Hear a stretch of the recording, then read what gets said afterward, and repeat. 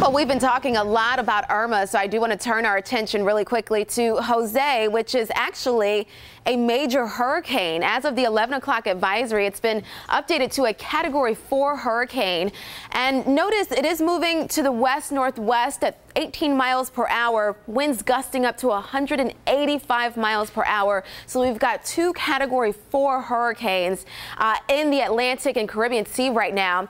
Jose will not bother us as of right now. It will continue on that northwesterly track and then eventually make a curve off to the north and east, eventually also weakening to a Category 2. So we'll watch Jose, but as of right now, it is expected to stay out over the Atlantic. And then we're watching Irma, as we've been for the past several days. As of the 11 o'clock advisory, still moving off to the west-northwest at 14 miles per hour. It's about 405 miles southeast of Miami, Florida. It will continue on that northwesterly track as a Category 4 as it approaches South Florida early Sunday morning. So here we are at 8 o'clock. It will continue across the Florida Peninsula. And remember, it can go anywhere within that cone, but the more it stays over land, the weaker it becomes. So by Tuesday and Wednesday, it should be post-tropical by that point as it approaches Atlanta, also into Tennessee and Kentucky.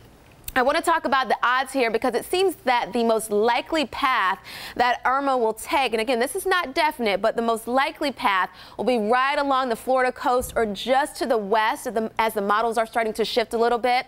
So most of Florida, especially the east coast of Florida, will be hardest hit. This would actually help Georgia, South Carolina, North Carolina a bit. Our impact still pretty minimal. So again, so we'll watch that for you. Here's a look at the rain forecast for you as well as we push through Tuesday, Monday, also into Tuesday. The highest rainfall totals will be farther to our south into coastal South Carolina and Georgia, also into Florida. And then for our area, you'll notice the lighter shades here, anywhere from 1/2 of an inch up to 1.5 inches. Some spots maybe a little bit heavier, especially as you head farther to the south and the west. And then as we talk about the winds, this is a graphic of the probability of 39-mile-per-hour winds. So that's tropical storm force winds. And notice that actually stays farther to our south and west as well. So we will see some breezy conditions, but again, not tropical storm force as it looks right now.